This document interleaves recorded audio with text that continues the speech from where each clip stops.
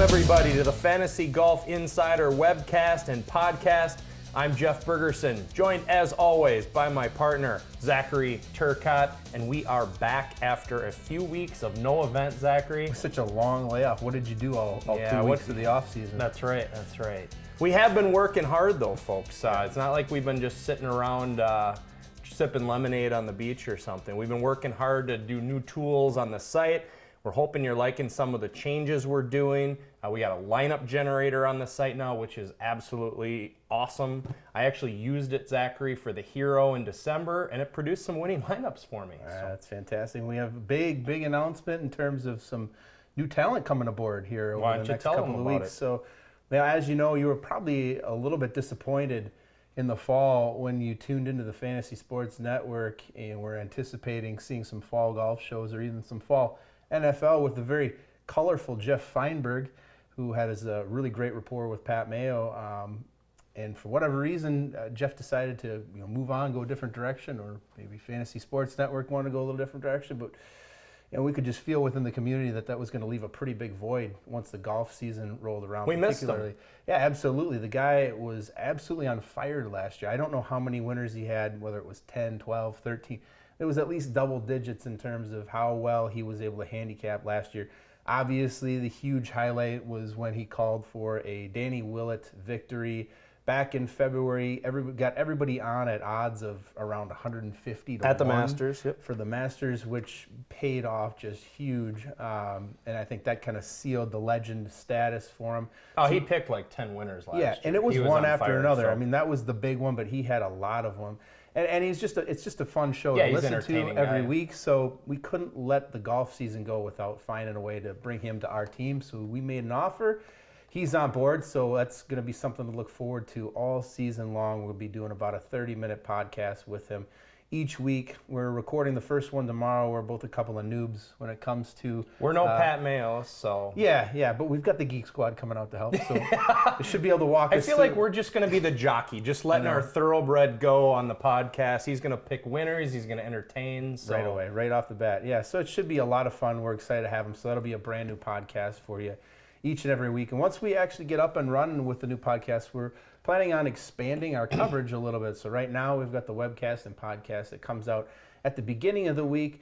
But obviously, as you know, with every fantasy sport that's out there, it's not really the beginning of the week where you need most of your advice. It's right before lineup lock. So now once we get things set up and we get pretty comfortable for our subscribers, we'll probably do another one closer to lineup lock. So sometime around like Wednesday or so, we've had a chance to digest any withdrawals, weather conditions, things like that. So one more opportunity to tune in, get some extra information, give a little bit of an extra edge on the tournaments. We want you to join us. We're at fantasygolfinsider.com. Memberships are as low as like $15 a month for PGA. That's like less than $4 a week most months. And also, you can view this, or you can listen to this rather than view it as a podcast. Check us out on iTunes and Stitcher as well. But just a lot of stuff going on. Perry is covering the Euro Tour real closely, so if you're not a Euro Tour member, we recommend you do that. We got Jason right in the first tee. We got Eric doing the model. What else we got? It's busy. Yeah, we've got a lot of stuff going on. We've got a new programmer who came on who's just working exclusively with us. I don't know how many of you have been out there who've looked for people to work on websites, but man, that was exhausting. And we finally found a guy who could just work directly with us, so there won't be signing us on and then going to 10 other projects. So it's specific to fantasy sports, specific to golf. So we anticipate being able to bring on a lot of great new tools over the next year. So we're really excited. So that's Aaron. He did our lineup generator, actually. Yeah. Great guy, super talented, so we're excited to have him on board as well. It's all just going to be a part of making our website better and more useful, hopefully making you a better DFS player and become more profitable. Yeah, absolutely. So Zachary, before we dive into this week's event, the SBS Tournament of Champions, I just wanted to mention, because you put in your article a few weeks ago, I wanted to follow up on the story that you wrote about our personal fantasy football league. Oh, all right. That we've had since we were how old? You and I started when we were 11. We were in 6th grade. It was 1989, Mr. Ald's class, and you approached me with this. I heard about this game. It's called fantasy football. We should try it out. And we had a 2-team league. So we played heads up every single week. Yep. I think we actually split that year. So I think we actually won 8-8. Nice. So nobody won anything that year, which is one of my better seasons overall for fantasy football. So yeah, we started back then. So we've been going for 27 years. I mean, we just finished off our 27th or 20th, whatever it is. We brought in our dads, well, it's been quite a few years now, but they were a part of the league, making it real close. Yeah. It's just our tight friends and family. And this year, something crazy happened. Yeah, it really was. My dad ended up winning the fantasy league. And he hadn't won it since 1999, right? So it's been quite a few years. I actually have the trophy here with his name on it. And Zachary actually won the league last year. Hey, look at that. Yeah, that was you last year. This is my dad, Terry, and he actually won it this year. And kind of the I guess, crazy thing about it is my dad actually passed away on November 8th. Yeah. About a little over midway through this season. So his team just absolutely had an influential run toward the end of the season. And he ended, I think, 10-4 in the league. Ended up winning the trophy, even though he can't hold it. I know he sees it. So it's pretty cool. Pretty cool story. So I just wanted to share that as a follow-up on Zach. We got a lot of feedback from you from his awesome article that he wrote. Brought a tear to my eye when I read it. So just wanted to share that with you guys. SBS Tournament of Champions. Bye-bye Hyundai, right? I mean, That's right. Gone. What was your favorite part of the Hyundai Tournament of Champions? I hate having to learn a new name I for know. all these tournaments every like year. This year we got now we got the Genesis Open. Genesis, yeah. What else? And, but that one didn't go away. That one they moved the who's this? No, that's going to be the Northern Trust. Yeah, but Northern Trust took over for Barclays. That's right. Near the end of the year. That's so right. Not only did they move sponsors, but they moved to a completely different event. Right. So I don't know, it just screws with my head trying to learn the names. But absolutely. The course, the Tournament of Champions, is one that's a lot of fun every year. So it's on a super easy course. It's on the Plantation course at Kapalua in Hawaii.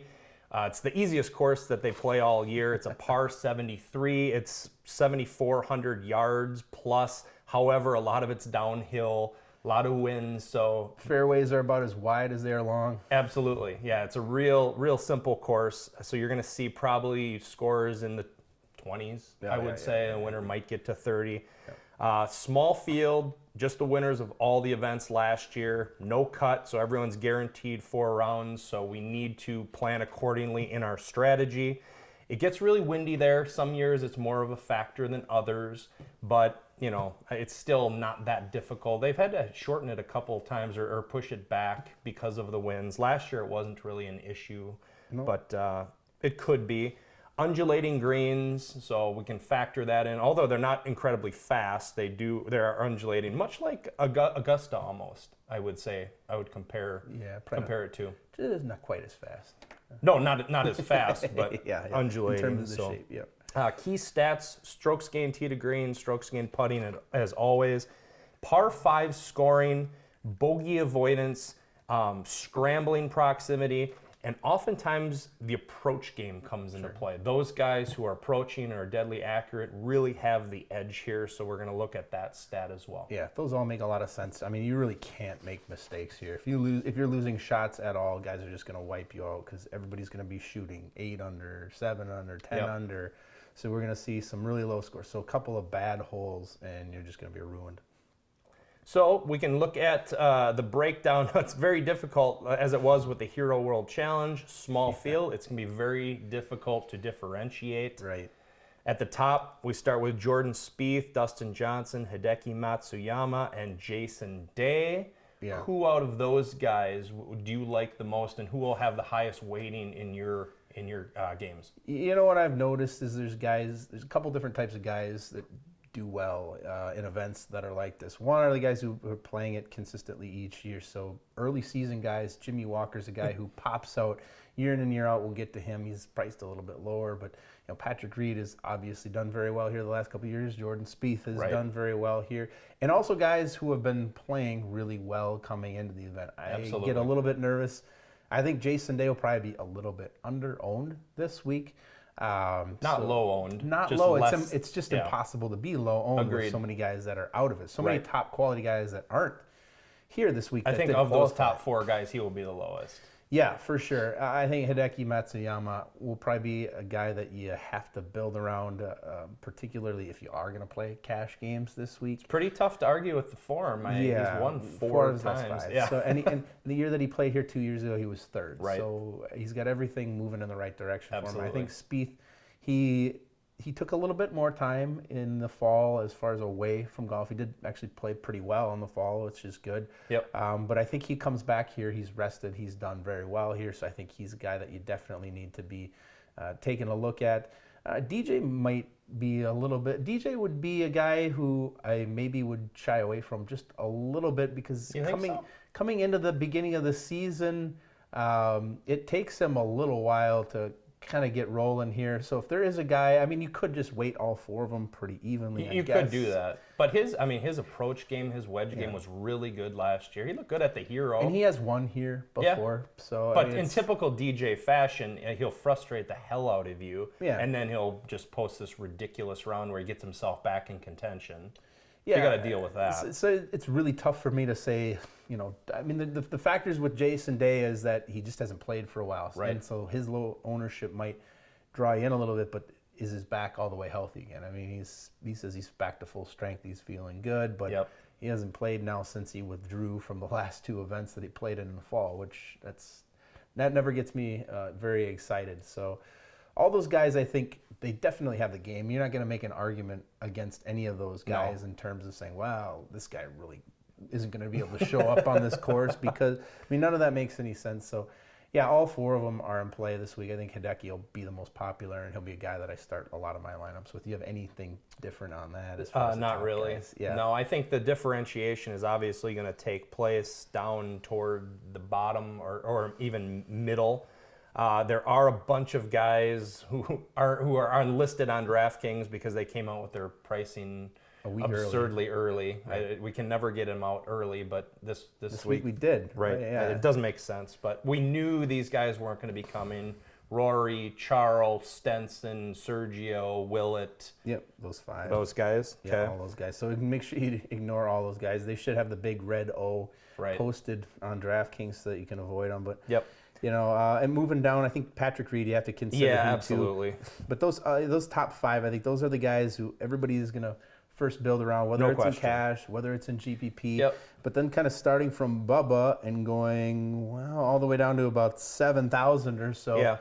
It's pretty wide open. Is there a favorite for you among that crowd? And so just say start in the 8K range. Who's your favorite guy in that 8K range? Well, I like Snedeker, although I think he's going to be toward the popular end. So if we're looking to differentiate and it's not going to be up top, a couple of guys possibly. Russell Knox at 8,200. Yeah. Stellar iron game. Great approach game. Yes, absolutely. So if we're looking at that. And people are going to see this course and they're going to see, par 5 scoring, and it's a long course, and Knox is a shorter hitter. Right. But we talked about the hills. Yep. So Russell Knox is going to be a 300-yard hitter this week once he gets the roll. And the Bombers do not dominate this event. No, absolutely not. No, I mean, Patrick Reed was competitive, very competitive long before he was hitting it as far as he did last season. Yep. So, yeah, I don't think that's necessarily a problem. At 8,200, you get a guy who's top 15, maybe even top 10 in the world right now in terms of the way he played last season. So I think. So let's say people are in lineup composition. They have Spieth and Reed. They're not going to be having another guy probably in the 8,000s. They're going to be dropping down to the low 7s to fill out the rest of their roster. So that low 8 range might be a range that's going to give you a little bit lower ownership. Yeah, I definitely think so. I mean, there isn't really a guy in there who I will be avoiding. Or who I would just say you have to avoid. All of those guys that are in there could definitely compete to win it this week. There's not anybody that I don't like. Going down to 7,800, I think Jimmy Walker, that's just a guy you consider at the beginning of the season each year, where the Hawaii swing and then that West Coast where swing he shines. to and in start Texas. out with. Yep. And in Texas, until he gets down to the southeast in the Bermuda types of courses. He actually plays really well, and I don't know if that'll be the case because he played so great at the PGA Championship, and then the rest of the season was kind of an outlier. It was really weird that he just jumped up that 1 week and then. So is it the winds? Is it the slow greens? Because he often competes. He often wins on slower greens. I think the issue here with the reason he's going to do well this week is because it's so wide open. I mean, Walker's a really wild hitter off the tee for the most part, but it's really tough to get out of bounds. On this particular course. So he's just going to be able to wind up, smack the ball as far as he can. He's not going to be in trouble. Right. And we know that he's a great putter. So and a great approach. So I mean, as long as he's able to get it anywhere around the greens, he's going to be in pretty good shape. At 7,800, I'm a little bit surprised that he's that low in terms of the price.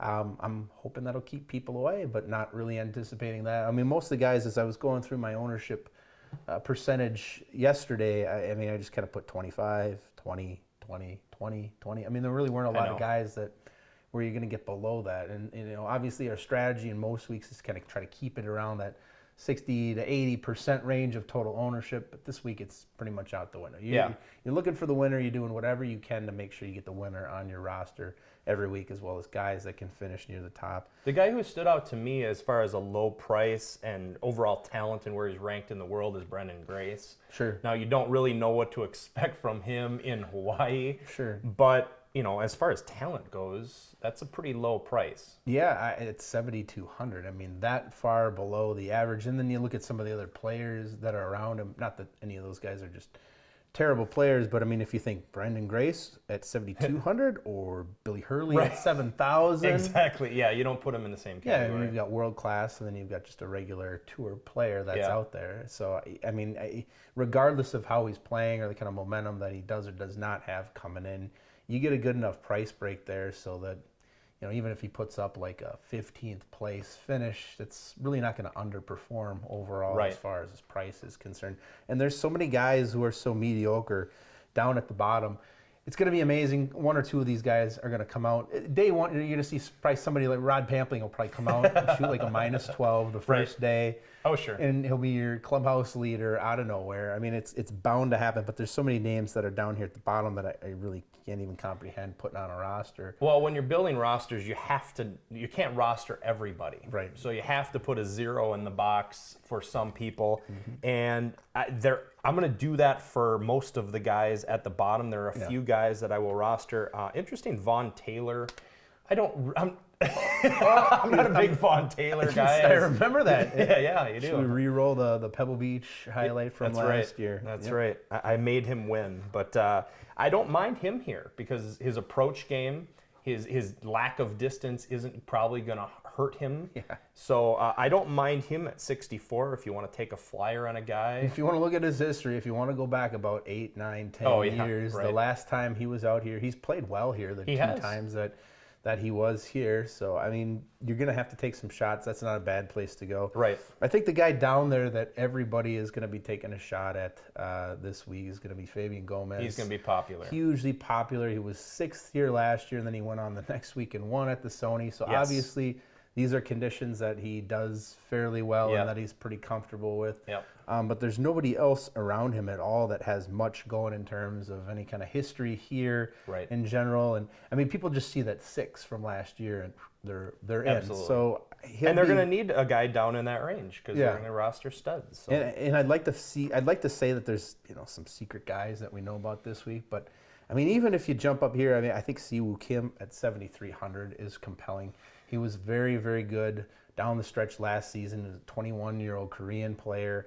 I think his game is only going to be getting better this year. You know I like him. I wrote him up in the Crystal Ball article that I write. I like him coming into the season. There is some question around because he withdrew in the fall and then he missed the cut with his back.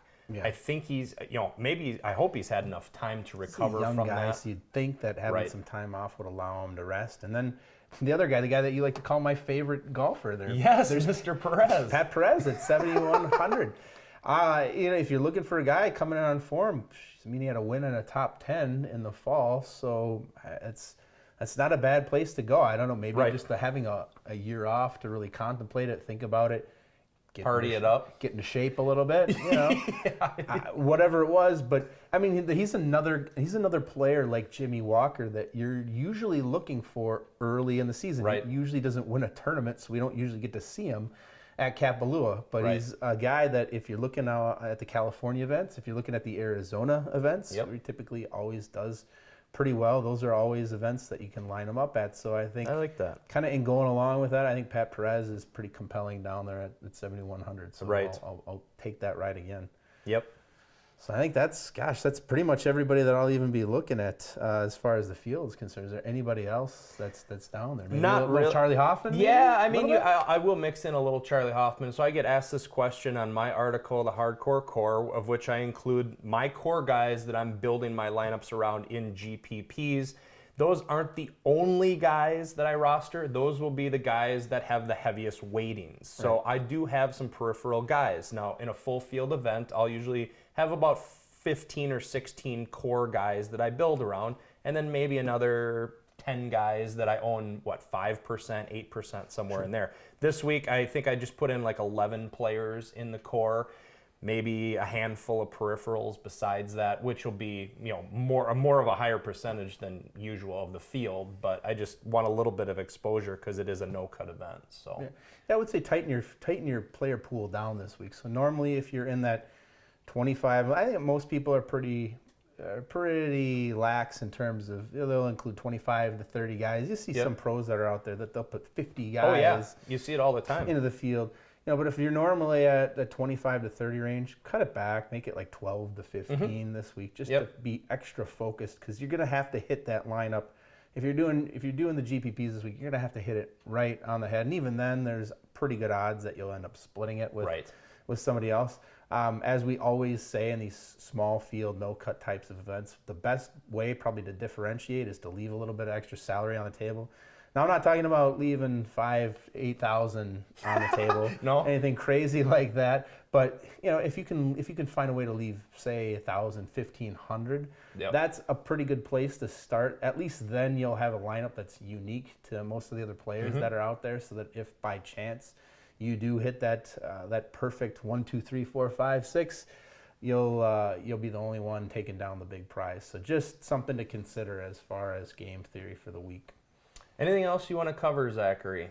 No European Tour event this week. No, they're headed back to South Africa next week. I'm really kind of surprised. That was where I think we're waiting to see if Brendan Grace was actually going to be in this event or not. And he is, and I wonder if he's going to be in the field in South Africa. Makes me wonder if he's going to go back to South Africa next week. Is going from Hawaii on Sunday to South Africa to play in an event that's going to start just a few days later. Seems a little bit crazy, but so we'll have South Africa next week, and then another Hawaii event with the Sony coming up as well. So it's a kind of a fun part of the year. We sort of ease our way in just as we ease our way out with the Hero last year. So looking forward to it. I love primetime or later at night golf. It's perfect. It's so great. You get the NFL playoffs, and you flip over to the Golf Channel. You got the golf events that are going on until 8, 9 o'clock or however long they're going over there. So it should be a lot of fun this weekend to see these guys back and kind of hopefully some of them getting actually excited about playing. Right. Well, it's going to be an exciting year. We're looking forward to it. We're going to mix in some podcasts. We're not going to do the webcast every single week this year like we have. We're going to mix in those podcasts on lower level events. But if you have any questions for us on strategy, bankroll management, roster composition, anything like that, just email us, info@fantasygolfinsider.com. Our Twitter handle is @fantasygolfers. We'll get the Periscopes up and running. Yep, we'll get those back and going. Those are popular. Jason does a Periscope. Zachary does the Periscope. If there's anything else? We're also doing some coverage in terms of our partnership with Fantasy Guru Elite.